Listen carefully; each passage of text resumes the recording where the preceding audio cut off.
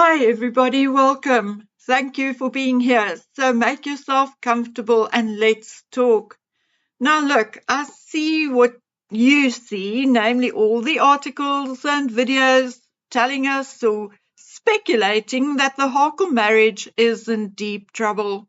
Well, you see, I think that the marriage was in trouble from the day they got married, but how far it had escalated by now, I do not know.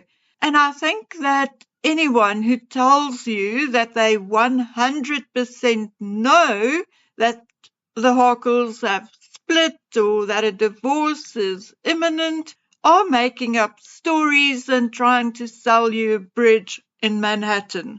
Because the stories out there are so diverse and opposing that you really cannot know unless you are a fly on the wall or their attorney or maybe see them every day.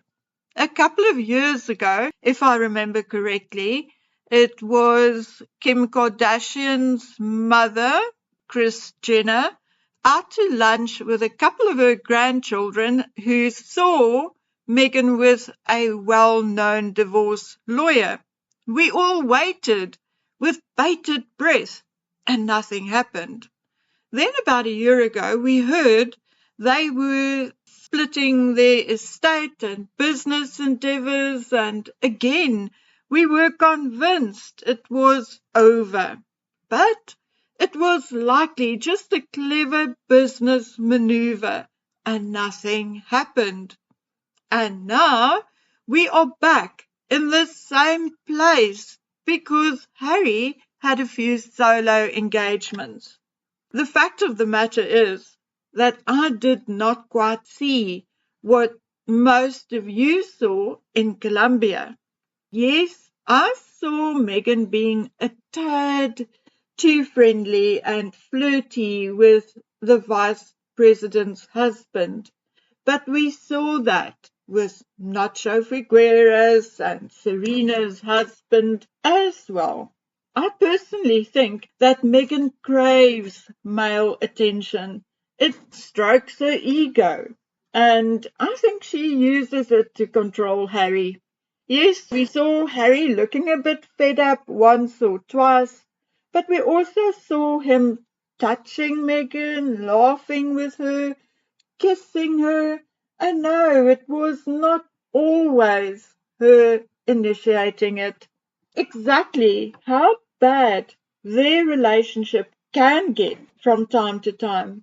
We also do not exactly know, not really, but we have all heard the stories of kicking, scratching, biting and throwing things, of Megsie sobbing on the floor, likely kicking and screaming like a 2-year-old as well.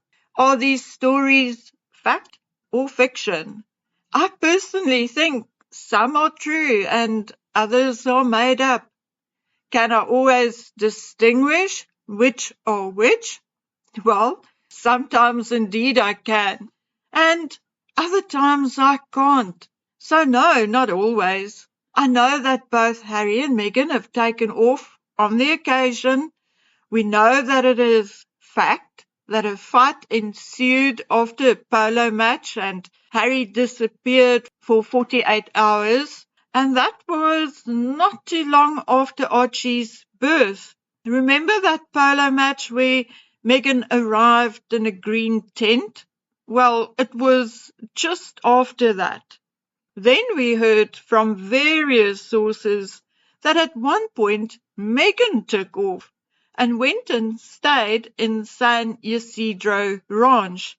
Since they moved to the United States, Harry has also taken off a few times. I was told by someone rather close to them at the time that once it was so bad that Meghan was convinced that Harry wasn't coming back.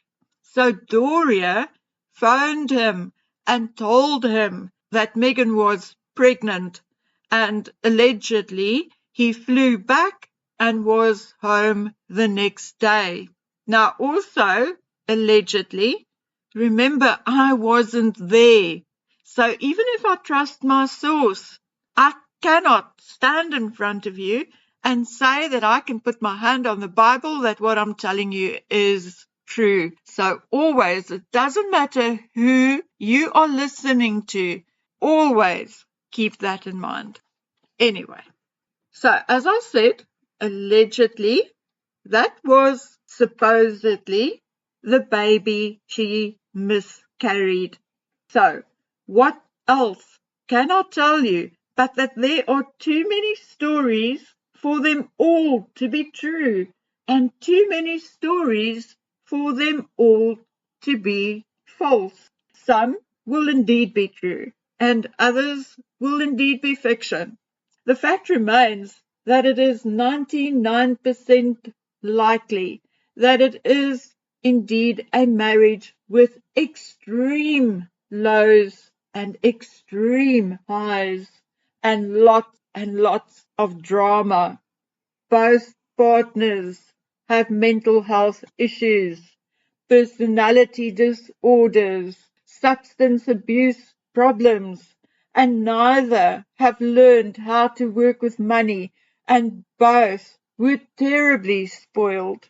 Of course, that is a recipe for disaster and had always been. But I, unfortunately, until I learned differently from a very, very reliable source, am not going to join the crowd shouting divorce.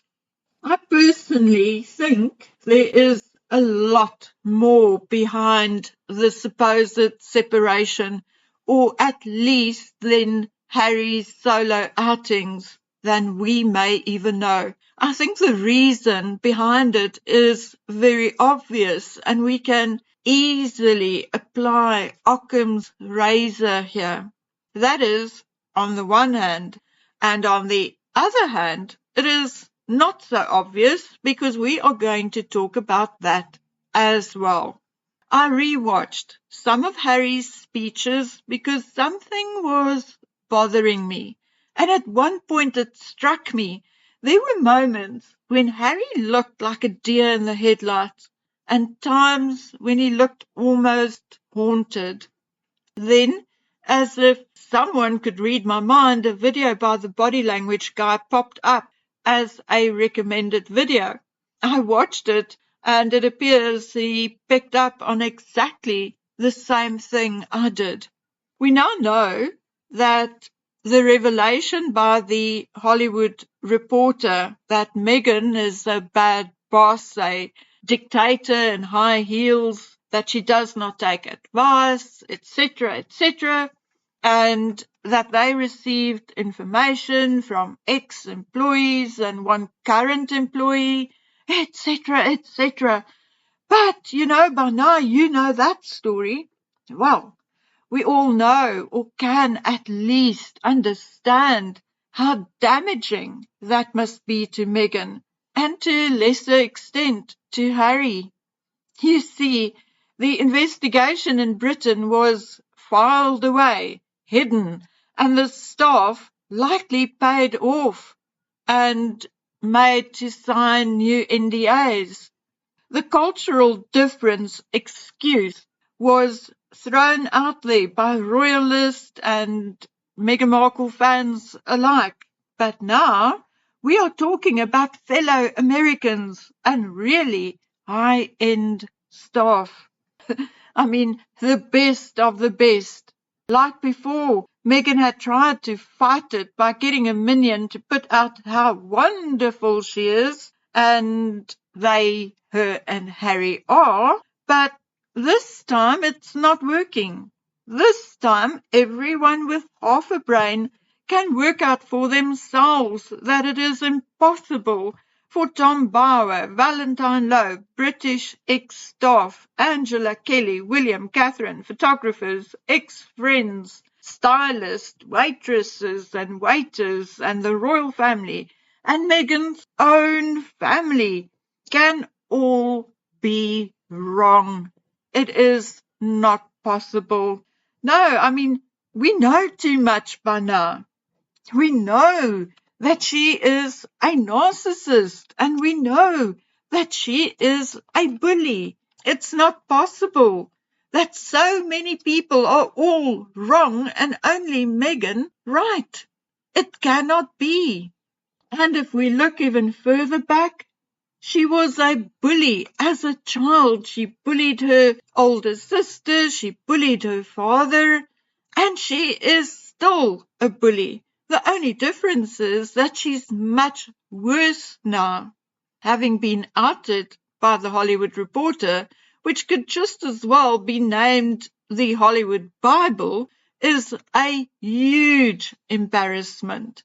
Or at least, if Meghan is capable of feeling embarrassed, she must be cringing and fairly desperate. Because she is so desperate, she made the mistake of trying to fight back.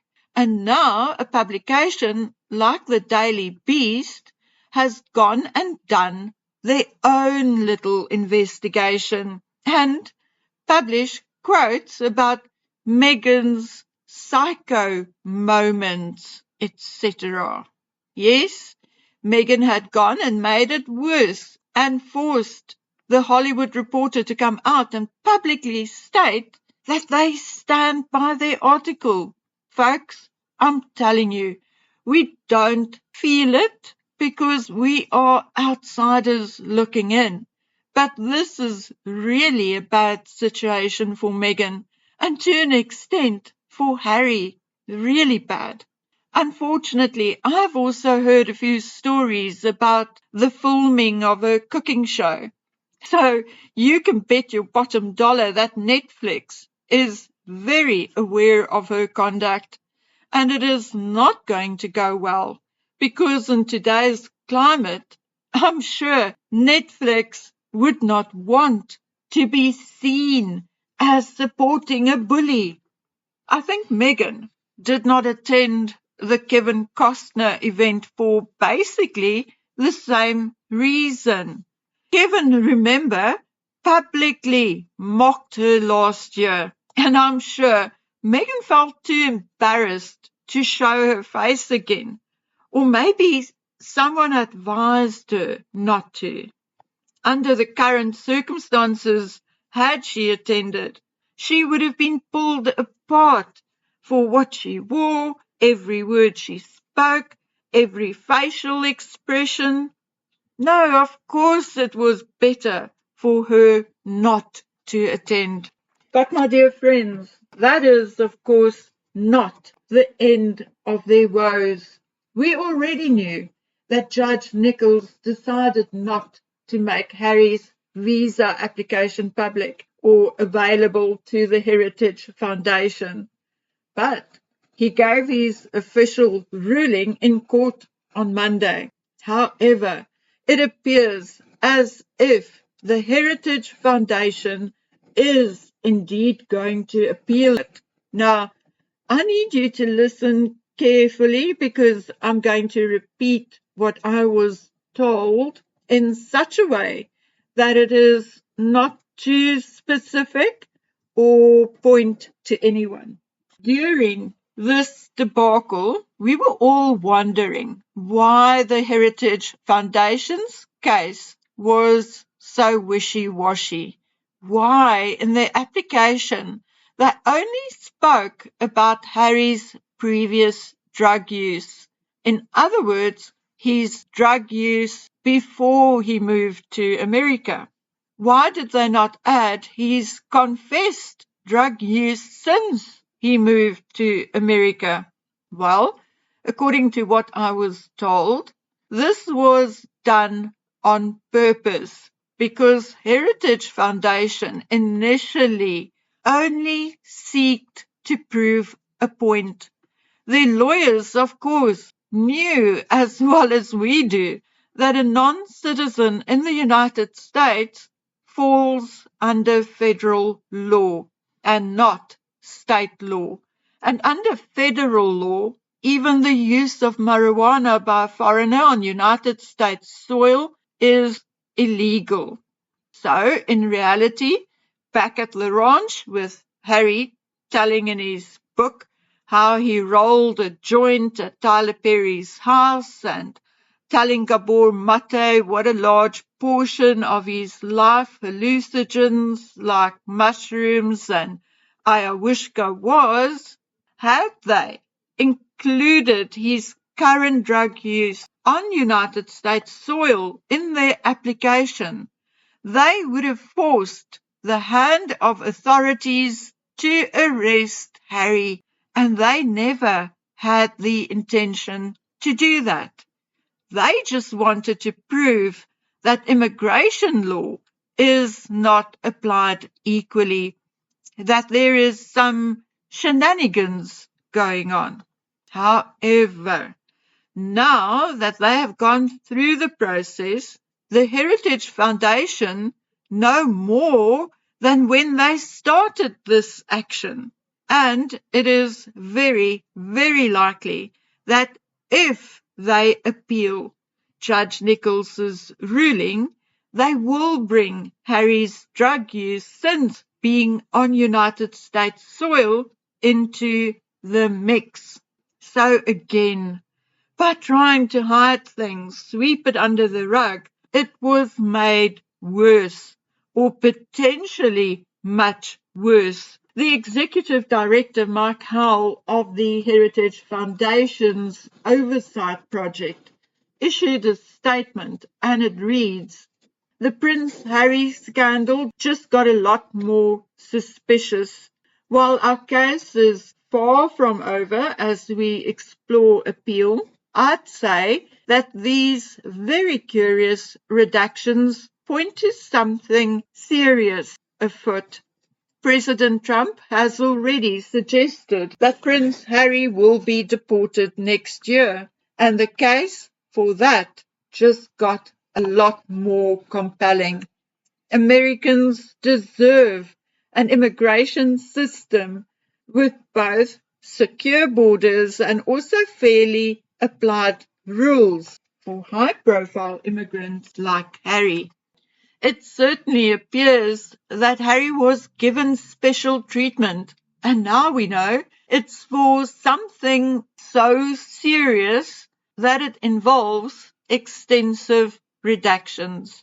Americans will know the full story soon enough. Perhaps Mr. and Mrs. Markle will tell us what's beneath the redactions on their next Netflix special. Okay, so there you have it. My informant told me that the Heritage Foundation know more than they are letting on.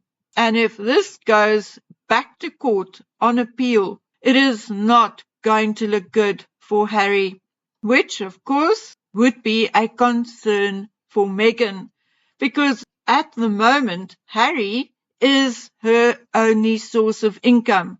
Her Lemonade podcast has been postponed. Her cooking show has been postponed to next year. And her lifestyle website may not even materialize.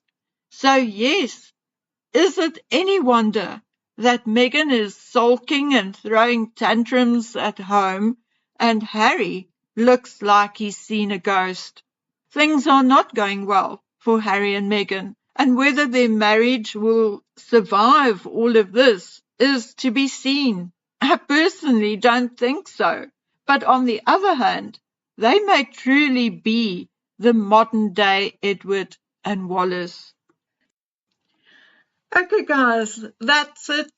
That's it from me for today. Please take good care of yourselves until we meet again on the next one. Bye.